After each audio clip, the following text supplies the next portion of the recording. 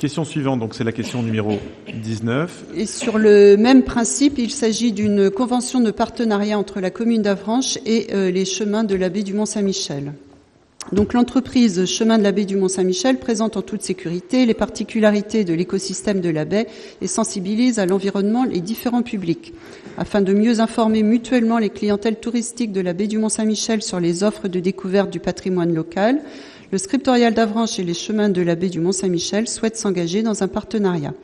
Dans le cadre d'une convention, les chemins de la baie s'engagent à promouvoir le scriptorial dans sa plaquette de promotion et à présenter auprès de sa clientèle le scriptorial d'Avranches comme un lieu de découverte du patrimoine local complémentaire à la traversée de la baie.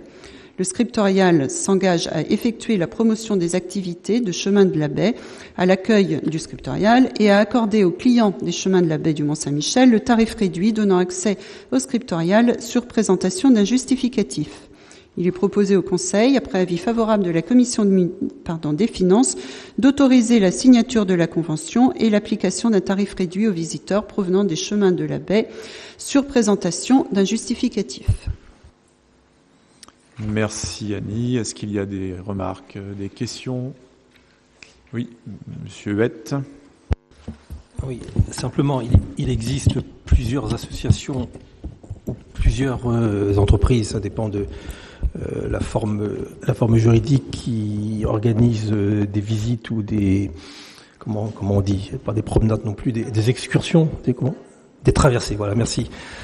Des traversées de la baie. Est-ce que les autres entreprises ou associations peuvent être intéressées? Vous avez eu des contacts avec elles ou pas?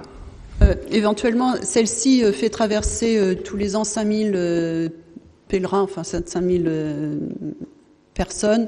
Donc il semblait que c'était celle qui était la plus intéressante. Après, si d'autres associations souhaitent être partenaires, il n'y aura pas de souci. Vous avez dit 5000 5000. Oui, parce que je crois que globalement, oui, les traversées de la baie, c'est 150 000.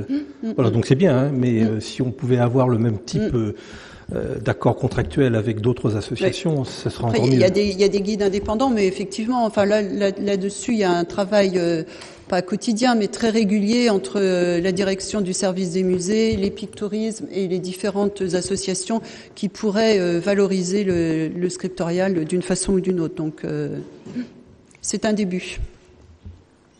Oui, sachant que nous avons déjà plusieurs conventions qui nous lient aux autres acteurs touristiques et culturels de la baie du Mont-Saint-Michel. Et il y en a bien d'autres qui viendront, bien évidemment. Monsieur Huette. C'est une simple précision.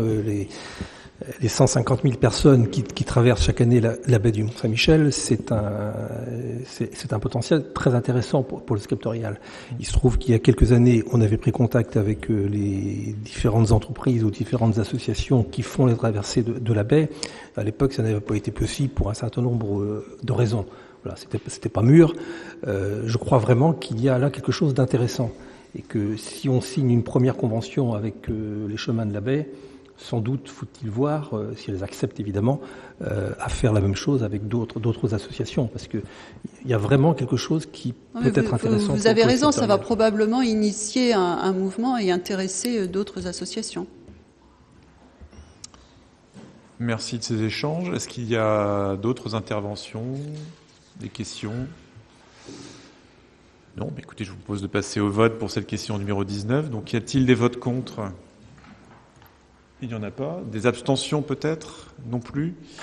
Donc, question numéro 19 adoptée à l'unanimité.